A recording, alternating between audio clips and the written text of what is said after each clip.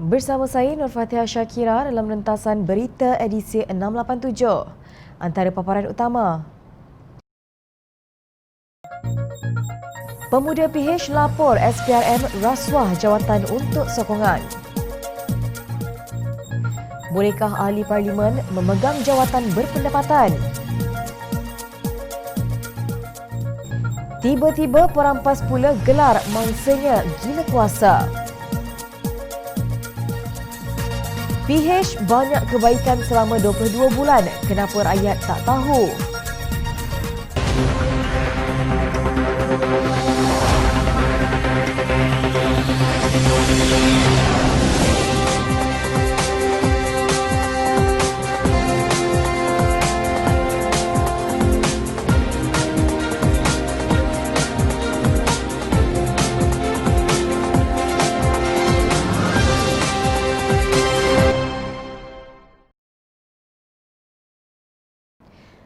Assalamualaikum dan salam sejahtera. Pemuda Pakatan Harapan kemarin membuat laporan kepada Suruhanjaya Pencegahan Rasuah Malaysia SPRM berhubung satu rakaman audio yang didakwa terbabit dengan cubaan rasuah menawarkan jawatan untuk membeli sokongan. Timbalan Ketua Pemuda Amanah Syazni Munir Itnin berkata, audio yang mirip suara Presiden Bersatu Tan Sri Muhyiddin Yassin itu merancang untuk menawarkan suapan jawatan sebagai sogokan untuk mendapatkan sokongan ahli parlimen Barisan Nasional. Menurut Syazni, secara terang dan jelas, Muhyiddin merancang menggunakan kedudukan dalam kerajaan dengan menawarkan jawatan sebagai menteri dan pengurusi GLC untuk mendapatkan balasan lengkap ahli parlimen kepada beliau dan pimpinan tinggi Parti Bersatu. Tan Sri Muhyiddin Yassin, quote-unquote lah, merancang menggunakan kedudukan dalam kerajaan dengan menawarkan sogokan kedudukan dan jawatan sebagai menteri dan pengurusi GLC untuk mendapatkan balasan sokongan penuh ahli parlimen kepada Tan Sri Muhyiddin Yassin dan pimpinan tinggi kerajaan.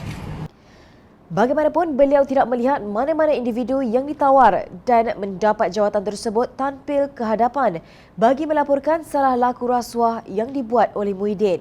Laporan tersebut dibuat bersama antara tiga sayap pemuda Pakatan Harapan termasuk Ketua Pemuda DAP Howard Lee dan Esko Agama Armada Abu Hafiz Salihuddin yang pro-Tun Dr. Mahathir Mohamad. Audio yang tersebar itu didakwa dirakam pada mesyuarat Majlis Tertinggi Bersatu pada 23 Februari lalu. Kata Syazni, tindakan Muhyiddin itu salah dari aspek perundangan dan moral serta amat memalukan bangsa Melayu. Syazni berkata selepas merampas kerajaan daripada Pakatan Harapan, Muhyiddin telah membahagi-bahagikan jawatan menteri dan GLC seperti yang dirancang oleh beliau dalam audio tersebut. Perikatan Nasional mengagihkan jawatan-jawatan ini ala adegan perompak dalam filem Nujum Pak Belalang. Satu untuk kau, satu untuk aku, jawatan untuk kau, sokongan untuk aku, sindirnya. Justru beliau menggesa agar SPRM segera membuka kertas siasatan berhubung audio terbabit. Sementara itu, Sosialis Muda DAP atau DAPC juga membuat laporan kepada SPRM berhubung rakaman suara mirip Perdana Menteri Perikatan Nasional yang tular baru-baru ini. Tidak ada keraguan bahawa tawaran dan penerimaan jawatan seperti menteri dan jawatan GLC adalah satu bentuk suapan yang sama seperti rasuah mengikut Akta Pencegahan Rasuah Malaysia 2009. Seksyen 23 Akta SPRM menyatakan mana-mana pegawai badan awam yang menggunakan jawatan dan kedudukannya untuk apa-apa suapan sama ada bagi dirinya sendiri, saudara atau sekutunya melakukan suatu kesalahan, tegas Setiausaha DAPC Teh Hong Kiat. Beliau turut diiringi Ketua Biro Undang-Undang DAP Ram Kapal Singh dan Ahli Parlimen Kepong Lim Lip Eng. Sebelum ini, Ram Kapal Singh menggesa agar SPRM dan Peguam Negara memulakan siasatan terhadap rakaman audio tersebut. Ahli Parlimen Bukit Gelugur itu berkata, rakyat berhak untuk mengetahui apakah rakaman tersebut sahih dan jika demikian, adakah Ahli Parlimen Perikatan Nasional terpikat untuk bergabung dengan Perikatan Nasional yang menyebabkan kejatuhan pemerintahan Pakatan Harapan yang dipilih secara demokratik. Dalam kenduri pengagihan ghanimah yang dijanjikan itu, golongan teknokrat dan profesional yang mengetahui GLC dan agensi kerajaan dipecat dan diganti dengan ahli parlimen dan kroni-kroni mereka. Pelantikan ahli parlimen ini langsung tidak memandang kepada faktor merit. Sebaliknya, ia hanyalah ibarat sogokan untuk meraih sokongan sahaja. Persoalannya, bilakah masanya para ahli parlimen ini akan menumpukan perhatian kepada rakyat yang mereka wakili jika tenaga mereka harus digembling untuk menerajui JLC?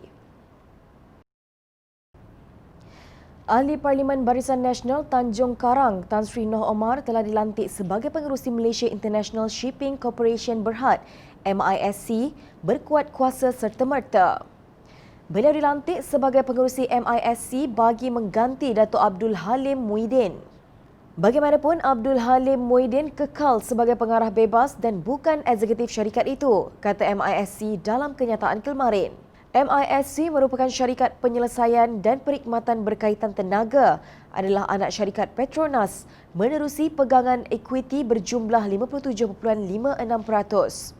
Saham MISC turun 7 sen atau 0.84% untuk ditutup pada RM8.23 kemarin dengan permodalan pasaran sebanyak RM36.74 bilion.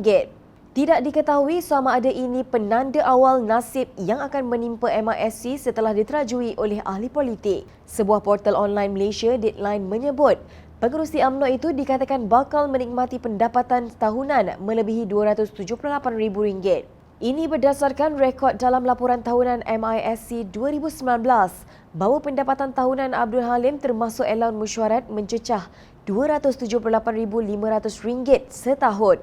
Pada 12 Mei lalu, Kerajaan Tebuk Atap yang diterajui Tan Sri Muhyiddin Yassin melantik bekas Menteri Pendidikan Datuk Sri Mazir Khalid sebagai pengerusi Tenaga Nasional Berhad atau TNB. Tahun lepas, pengerusi TNB menerima bayaran alaun dan lain-lain berjumlah RM876,790.57 setahun. Jadi pendapatan Mazir setahun akan mencecah RM1 juta, kata ahli Parlimen Keadilan Setiawangsa Nik Nazmi Nik Ahmad. Mazir dilanda kontroversi apabila terbabit dengan kes pembekalan sistem solar hybrid kepada 369 sekolah luar bandar di Sarawak bernilai RM1.25 bilion. Mazir adalah saksi pendakwaan ke atas Datin Sri Rosma Mansor yang menghadapi 3 tuduhan meminta dan menerima rasuah daripada Jepak Holdings sebagai pertukaran mendapatkan kontrak daripada Kementerian Pendidikan. Peguam Utama Pembelaan Jagjit Singh menuduh Mazir mendapat manfaat daripada tuduhan rasuah terhadap Jepak. Persoalan yang wajar diambil perhatian sekarang ialah layakkah ahli parlimen memegang jawatan lain yang berpendapatan seiring dengan jawatan hakikinya sebagai ahli legislatif? Perkara 48 dalam kurungan 1 dalam kurungan C Perlembagaan Persekutuan mengenai kehilangan kelayakan menjadi ahli parlimen memperuntukkan. Tertakluk kepada peruntukan perkara ini, seseorang hilang kelayakan untuk menjadi ahli mana-mana satu majlis parlimen jika dia memegang sesuatu jawatan berpendapatan. Bukankah jawatan-jawatan JLC ini disalut kemewahan dengan pendapatan yang besar? Justru apakah alasan yang melayakkan mereka untuk terus memegang jawatan sebagai ahli parlimen? Alangkah sedihnya tatkala negara masih berhadapan dengan wabak COVID-19 dan bakal menerima natijah pasca wabak iaitu kemungkinan kehilangan hampir 1 juta pekerjaan. Ahli parlimen berenak-enak merembat lebih daripada satu jawatan yang mendapat bayaran lumayan. Sedangkan persoalan apakah kelayakan dari segi profesional bagi para ahli parlimen kerajaan Tebuk Atap ini untuk memegang jawatan tertinggi JLC itu belum terjawab. Setakat itukah strategi yang mereka ada untuk menyelamatkan Malaysia? Kemana perginya konsep negara pemerintahan teknokrat yang begitu gah dicanang oleh PAS semasa kempen pilihan raya umum ke-14 lalu? Bagai tikus jatuh ke beras, membisu semua macai dan walaun yang dahulu terpekik terlolong.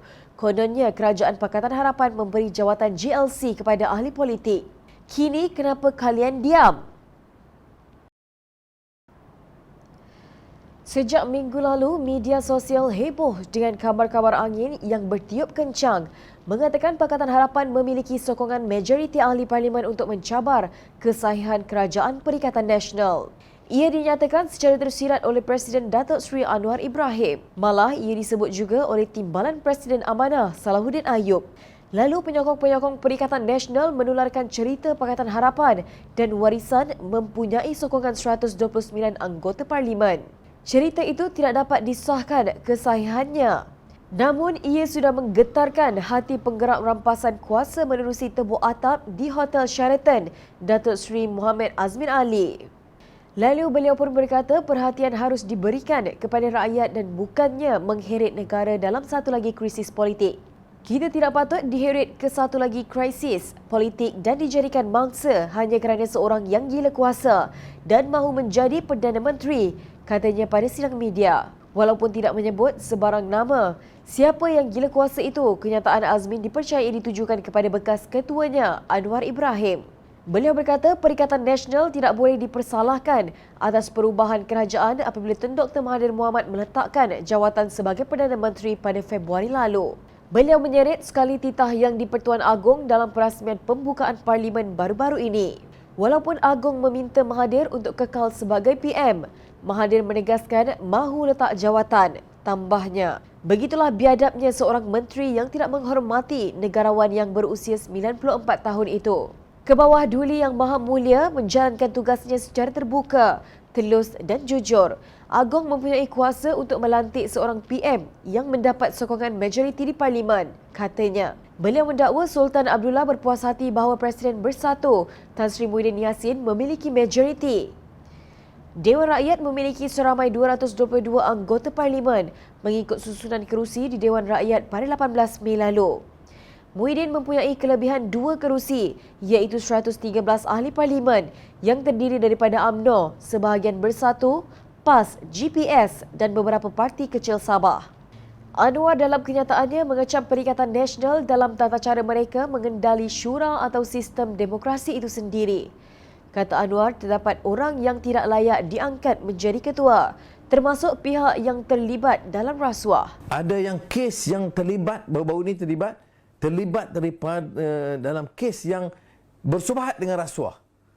Atau orang yang dipecat dalam parti kerana SPRM menyatakan harus dipecat orang ini. Pun diangkat, diberi jawatan.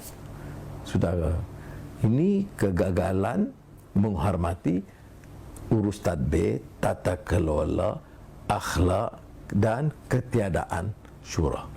Beliau juga menyindir pemimpin-pemimpin yang disebutnya sebagai pengkhianat tetapi mengata pihak yang memperjuangkan keadilan sebagai gila kuasa. Kata Anwar, yang penting ialah mengikat komitmen kerajaan demi rakyat, menolak rasuah, kezaliman dan memartabatkan Islam. Jangan mengulangi kesilapan lama, jangan jadi puak Ru'ail Ruwaibidah, pesan Anwar. Perikatan Nasional bukan entiti yang berdaftar, ia hanya sebuah gerombolan yang membentuk kerajaan. Ia tidak diiktiraf sebagai gabungan parti politik oleh pejabat pendaftar pertubuhan. Malah ia dipersoalkan oleh ahli GPS sendiri. Tun Dr. Mahathir pula mendakwa ahli Majlis Pimpinan Tertinggi Bersatu tidak pernah membuat keputusan untuk parti itu keluar dari Pakatan Harapan. Rakyat tahu siapa yang mencetuskan krisis politik dan gila kuasa. Malangnya kerajaan tebuk atap ini disokong oleh parti yang kononnya memperjuangkan Islam. Pihak yang ingin mengembalikan mandat rakyat ini pula digelar oleh Presiden PAS Datuk Seri Hadi Awang sebagai mereka yang beriman dengan demokrasi sehingga melampaui batas lebih daripada kepatuhan kepada rukun Islam. Agak-agak menebuk atap kerajaan yang sah itu ikut rukun Islam yang mana satu bagi kefahaman Hadi.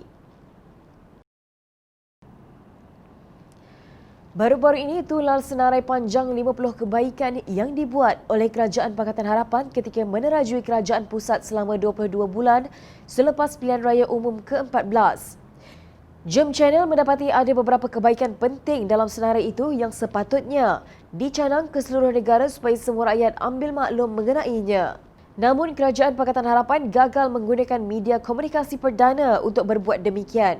Antara kebaikan tersebut yang signifikan dan boleh menyentuh hati pengundi khususnya orang Melayu termasuk memulihkan tabuh haji, menubuhkan unit anti-hina Islam di JAKIM, memberikan peruntukan 1.2 bilion ringgit untuk JAKIM, memberi bantuan persekolahan RM100 untuk setiap pelajar tahun 1 hingga tingkatan 5, memberi rebate bil elektrik RM40 untuk keluarga miskin, memberi duit kepada sekolah tahfiz, menaikkan allowance guru kafar. Sebaliknya, wujud kebaikan Kerajaan Pakatan Harapan yang tidak menguntungkannya kerana masalah kelemahan komunikasi. Ini termasuk kadar harga khidmat internet yang lebih rendah, kebebasan media dan menghapuskan akta anti berita tidak benar. Ketiga-tiga kebaikan tersebut telah dipergunakan sepenuhnya oleh PAS dan UMNO untuk mencanai fitnah dan berita palsu yang gagal ditangani oleh Kerajaan Pakatan Harapan ketika itu. Apa yang berlaku ialah ibarat membuka pintu pagar dan memberi makan kepada semua orang yang datang termasuk pencuri. Malah Pemuda Parti Amanah Negara Amanah pernah menyuarakan kekesalan dengan pendirian kerajaan yang disifatkan terlalu berlembut terhadap penyalahgunaan internet dan media sosial, khususnya penyebaran berita palsu, hasutan serta menyentuh isu perkauman. Ini ekoran tindakan kerajaan menggantung penggunaan Seksyen 233 Akta Komunikasi dan Multimedia 1998 Akta 588 dalam penyiasatan serta pendakwaan atas alasan ia menzalimi rakyat. Keadaan menjadi lebih parah apabila pihak berkuasa tiada alternatif lain menggantikan Seksyen 233 berkenaan. Akibatnya, ada dalam kalangan masyarakat kini sedang bermaharajalela menyebar berita palsu dan perkauman melalui dalam talian, ujar Ketua Pemuda Amanah. Ketika itu, Sani Hamzan seperti dilapor media pada 28 November 2018. Maknanya, akar umbi pimpinan Pakatan Harapan sudah menghidu masalah komunikasi ini sejak awal lagi, tetapi dipandang sepi oleh kerajaan. Peristiwa Ruzhan di Kuil Suri Maha Mariaman menjadi bukti bagaimana berita palsu dan perkauman berjaya membangkitkan kemarahan penduduk di negara ini, katanya dalam satu kenyataan. Lalu kerajaan difitnah tidak membela kematian anggota bomba Muhammad Adib yang terbunuh dalam peristiwa tersebut. Aktivis Jamzuri Ardani mencarangkan agar Pakatan Harapan memperbaiki komunikasi agar segala maklumat tepat sampai kepada rakyat. Beliau juga meminta Pakatan Harapan jika kembali berkuasa harus memerangi sentimen perkauman dan kebencian agama habis-habisan. Selain itu, beliau mencadangkan Pakatan Harapan jangan kedekut berbelanja untuk rakyat. Maknanya mudah, jangan ingat aktivis mahu berterusan berjuang mempertahankan pemimpin dengan dapur yang tidak berasap, sedangkan pemimpin sudah mendapat alaun besar di Putrajaya.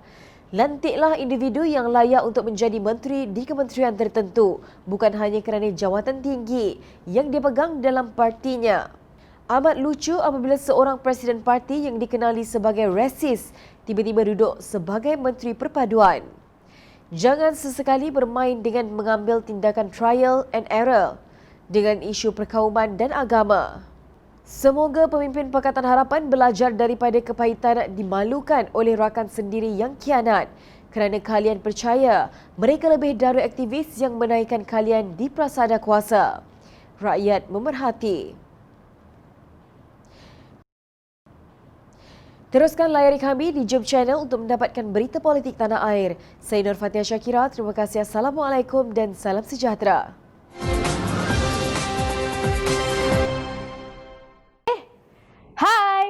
Jangan lupa klik kanan untuk rentasan berita, klik kiri untuk keratan berita dan jangan lupa untuk subscribe kami tahu.